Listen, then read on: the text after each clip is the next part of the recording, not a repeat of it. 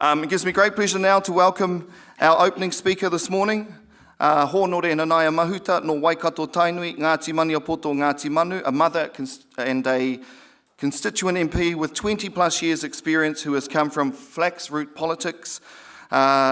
She remains connected to the aspirations of people from all walks of life, those who work hard for a living so that their children can do better, kaumātua tradespeople, those who aspire to own their own homes, those who own small businesses, and those who lead a range of services and organisations and huge iwi entities. Her parliamentary experience has enabled her to contribute, indeed, to the collective aspirations of Māori and all New Zealanders. E te iwi, tēnā homaira te pakipaki tā tātou nei kai kōrero tuatahi, Hōnau Nanaia Mahuta, Minister of Māori Development.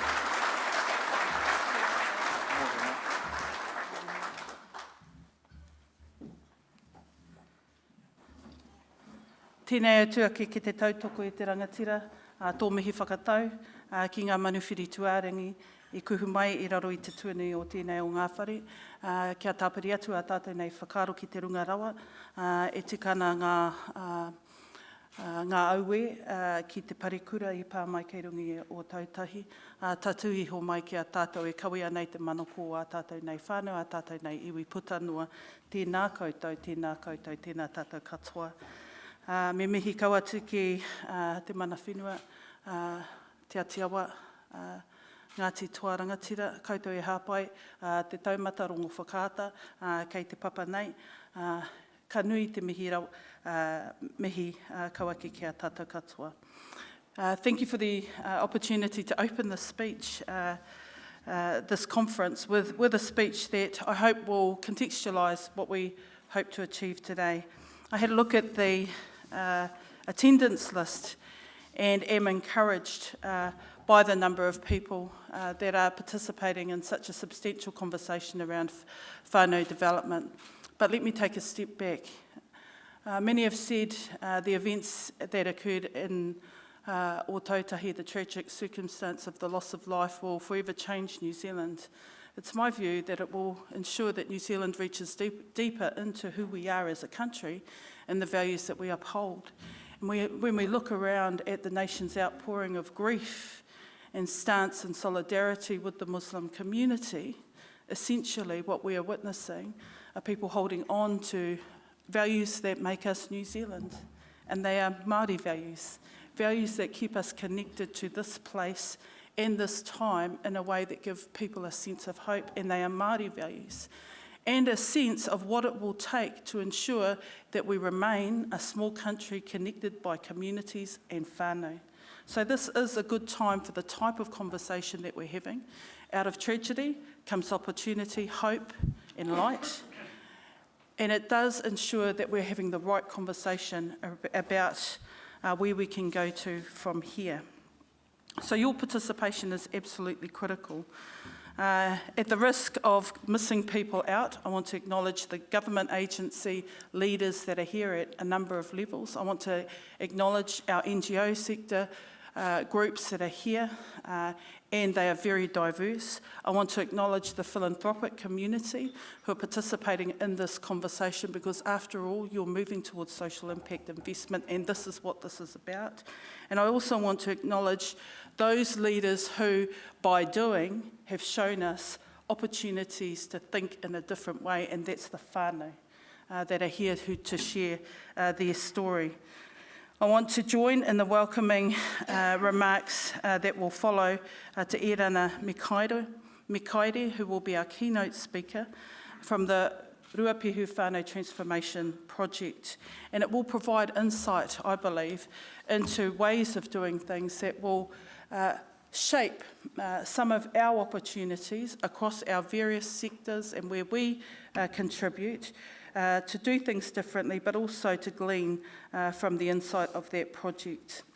The key elements of change that we'll hear about throughout the day all bind together, I think, many aspects of transformation that we would take for granted if we didn't talk about it. Leadership, having a common purpose, partnering, and within that context, what co-design really means and what it doesn't mean. Collaboration, and the real essence of what it takes to work effectively together to combine combined and shared outcomes, and an inclusive way of continuing to refine a way of doing things and what that could mean. It seems to me that a whānau development approach, as I've previously said, is important now more than ever before. It will underpin the way in which Te Puni Kōkiri moves forward and focuses its efforts on supporting the aspirations, innovation and opportunities that will emerge from this approach to achieve intergenerational transformation, but we can't do it on our own. That's why the other government agencies, I hope, are here today, is how can we do this in a whole-of-system way that actually delivers long-term benefits, because let's face it, we've done things the same way for such a long time and not really shifted the dial in terms of outcomes for our whānau. So we have to try a different way. It will require our ministry to continue to do what we know we're doing very well, continue to be connected to our communities, continue to glean from them the insights and knowledge of what works, what they're all about, what motivates them. But it has to be underpinned by good data and information, and we've got more work to do in that space ourselves, and as we make that information more relevant and interconnected with other government agencies and, over time, the NGO community and voluntary sector. It's necessary. Essentially, where I see Te Puni Kōkiri moving to is that will be a waharoatu opportunity, seeded by a whānau-led approach, but opening up many more opportunities to access or partner or link into other types of supports that could help them reach their aspiration. So today's an opportunity to, yes, ask questions, seek out information and experience, explore ideas, share your own experience, what didn't work, hopefully, so we know what could work better, and what are the essential ingredients that underpin a whānau development approach. It seems to me that investing in the capability of a whānau development approach for iwi organisations, as I've observed it, is fundamental to long-term transformation and core to the sustainability of a tribe's vision for the future. Some are doing it okay, by their own admission. Some could do better, by many, by the admission of many. And some are just finding ways to carve out their own huarahi going forward. Whatever part of the spectrum iwi are playing in terms of that whānau development aspiration, the point is they all observe and want to invest in the long-term capability of their whānau to be more sustainable, more self-perpetuating in achieving the bigger vision for tribal outcomes.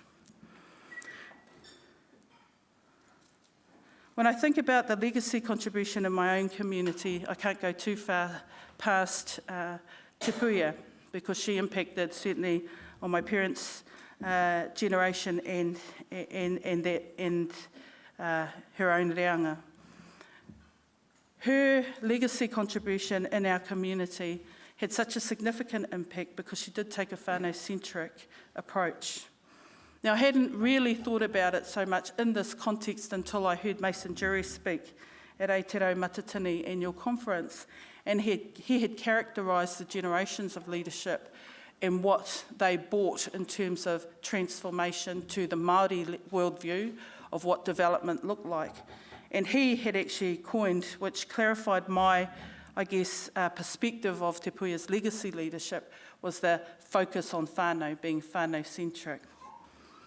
When I think of the values and how people talk about her and how they are sustained through a community who does things for themselves and doesn't look outside of themselves until they look towards what they can do, that's the type of whānau-centric perspective that I think she imparted to many generations following her, who believed essentially that whānau did have the wherewithal as long as they kept close and together and kept building on the values that made a whānau tick, whatever that looked like, in all its diversity. Underpinning that, I think, has been a great sense of appreciation to that legacy of leadership and what has continued to sustain our community, in fact our tribe, in the way that we go forward. I suspect it's the same for many of your communities. When you reach deep into the stories of your own whānau, your own iwi, you have similar types of leaders who show the types of values and characteristics that you hold on to and you keep holding on to so the next generation can see, yeah, we can do it. Throughout the duration of today's proceedings, we'll have an opportunity for Te Puni Kōkiri also to share their whānau development learning, and I want to acknowledge the team and the work that they do.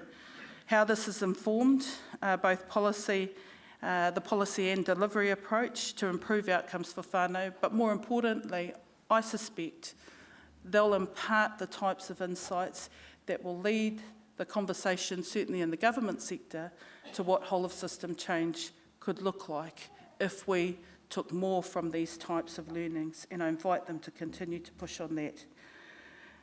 The summit is also a chance to wānanga the whānau-centred approach, because we know, by and large, that it's not a one-size-fits-all type of framework, but there are many common elements that weave across this conversation space. I want to briefly touch on partners to our ambition to improve outcomes and wellbeing for Māori, and that at this point and in this context is the philanthropic sector. I've observed as I've gone around the country, met with various trusts throughout the country, that the new conversation space is around social impact investment, and that in terms of how we're partnering into communities to uplift wellbeing is the type of conversation, I believe, the way that we're positioning Te Puni Kōkiri in terms of affecting change in partnership and collaboration with whānau and iwi, but also sharing those insights with the government sector, we can open a door further into this potential of opportunity, and I would invite, again, those conversations to take place. We've got a number of participants and I guess case studies that we can draw on and share with you today. The Matekuare Whānau Trust in Te Whāti, not far from Whanganui, and the learnings of their experience, but more importantly, the vision. There's some out-of-the-box stuff, which is awesome, and there's some more conventional stuff within a broader context of what is it going to take in a place like Whanganui to ensure that this is just not a one-off opportunity of investing here, that it's a self-sustaining opportunity of development. We've got the Waikai whānau who, yes, had Papa Kāinga as the ambition, but the learnings that they had got from ensuring that the knowledge of their broader whānau around land and Papa Kāinga development could be something of a model for others. We have the Tūna whānau here who will tell their own story, but can I say, as is the case with many of the whānau who've gone on the Papa Kāinga journey, become an inspiration to many. The Tāwhai whānau in Hastings, the Wharepunga Papa Kāinga Trust on the East Coast. We have a number of initiatives that we're supporting from the far north in Te Kao to Kokorata in the south. Now, when I came into this role, there was a sense of Papa Kāinga was the ambition, and we have since broadened out our objectives to say, yes, Papa Kāinga might be the avenue to engage with whānau, but there are so many other appended conversations around the Papa Kāinga ambition, developing land, developing whānau enterprise. Yes, building Papa Kāinga for people to go back and live on the land so they can work the land, but it's not the be-all and end-all of the whānau's vision. So we're trying to pack in now an approach where, while Papa Kāinga might be the entry point for a conversation, we want to have the whole conversation. And we want to ensure that Te Puni Kōkiri can play an active role in brokering opportunities in that bigger vision. So that's the type of insight that you'll get from today. The only other thing I'll add, because I know that there are many aspects that will be covered off by other presentations, is that, as I said previously, collaboration and partnership is key. There is innovation emerging from our whānau-led models that take us into unexplored territory. And this is an exciting aspect of Māori development. Because the Māori economy is situated at approximately 52 billion, the majority of that actually is coming from Māori collectives, land trusts and corporations. A small percentage of that is through the post-settlement PSG tribal development space. But underpinning the Māori economy is what's happening in the small to medium enterprise space. And this is where innovation is occurring at an unprecedented level. And we need to find ways to continue to grow that. I know that the Provincial Growth Fund that the government has been an avenue to try and get uplift in that space. The work that both New Zealand Māori Tourism and NZTE are doing in the tourism sector, because that is an opportunity space where our whānau are seeing how they can capitalise on night sky up the east coast and what that could look like. And there are also opportunities in the social enterprise space by challenging the way in which, for example, councils are procuring services to grow their small business ecosystem, whether it's for the catering contract or actually whether it's for providing art space in terms of placemaking for the local government sector. All these areas show that Māori are venturing out to explore what the full potential of their contribution to innovative ways of creating business opportunities for the well-being of their whānau. And as I say, I want to see that continue to grow. Something that I am keen that we not only talk about but really develop a strategy for is the issue of metrics and evaluation. It beggars belief that we have a system across government that doesn't talk to itself in a useful way where we can pull information and make better decisions. And this has been a long-standing challenge. We know that if we've got the right data analytics and good information and the right metrics and evaluation framework, we're able to make the types of quality investments that will get cut through for the long term. We're not there. We're a long way from it. So we've got Kiri Kōwhai, Makaere, Dr. Amohia Bolton and Darren Bishop to share some of their knowledge, expertise and insights around system change in this space, underpinning whānau transformation. And I am certainly going to be, from within the context of this government, an ambitious supporter of doing more in this space. An ambitious supporter of doing more in this space. Because within the context of where our government's going around a living standards framework and intergenerational outcomes, we must have good data and information, metrics and evaluation to underpin the long-term investments of a government.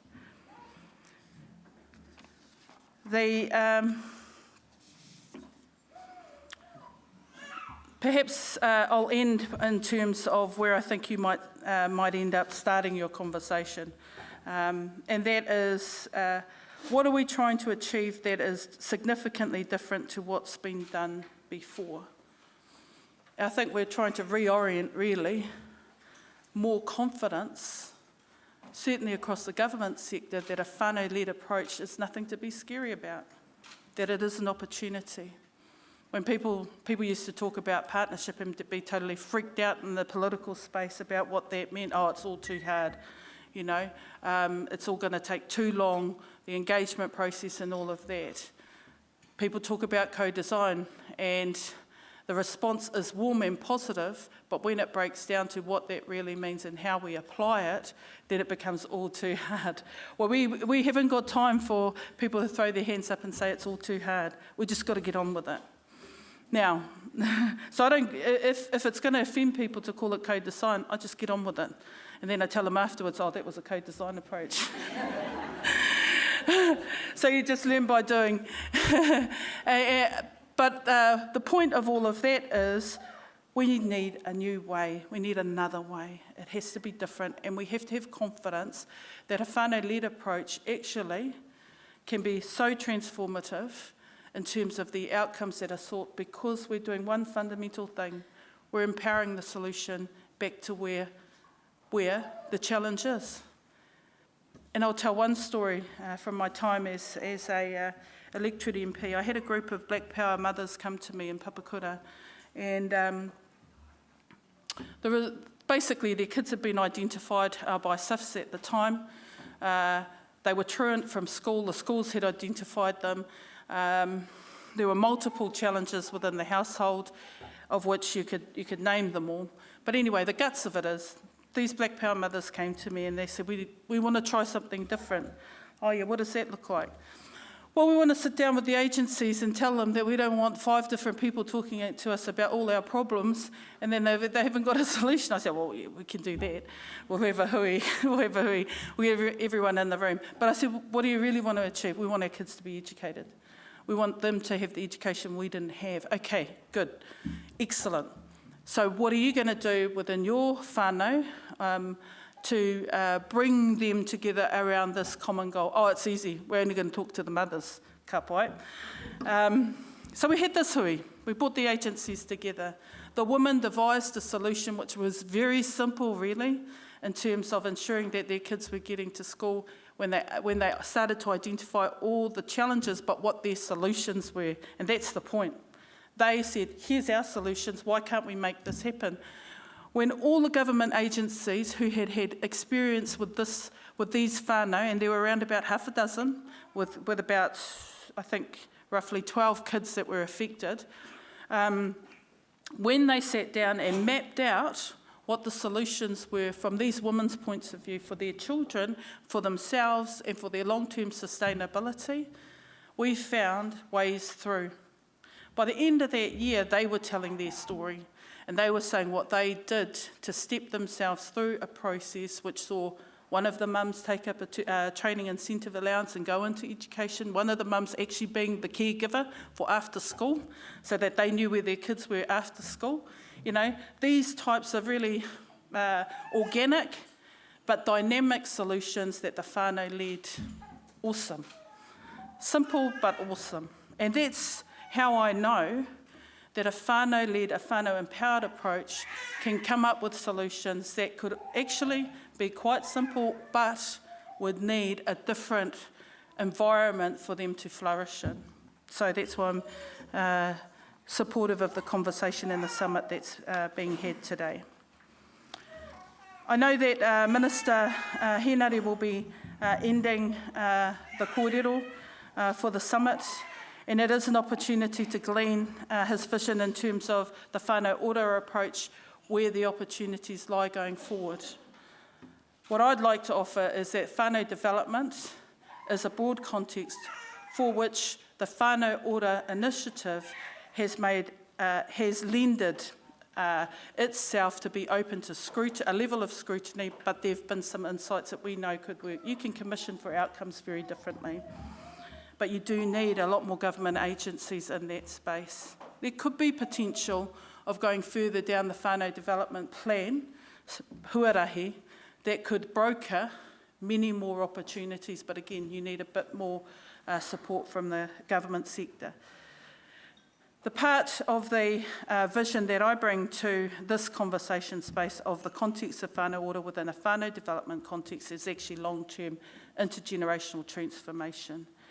And I go back to the legacy of Te Puia. Sustainable development requires an economic underpinning, whether it's through education or developing your resource base, and then a vision that is essentially led by the whānau so that they can see for their kids, their mokopuna and their mokomoko, they can see the huarahi that they want to be the journey going forward. And it's not a victim-led approach. It is actually taking power back and empowering whānau for the long term. He oi anō, koina taku iti, hei tuitui ki te whāriki kōrero, I mahi ai e koutou I tēnei rangi. I wish you well in your conversations, be brave and bold in your insights. I always say, you know, success is born from failure, absolute failure in some instances. So let's just be honest and cut to the chase, get to what really is going to work through the challenges that have been overcome. gain the insights from the whānau who are presenting today, because no one journey is the same, but there are common threads. There are common threads that we can all glean from, and certainly at a government sector level, at a policy level, that we should package up in a certain way, and that if we have better information, data and analytics for long-term transformational change, we know we will make better investments going forward. Nō reira, kia tata katoa, tēnā koutou, tēnā tata katoa.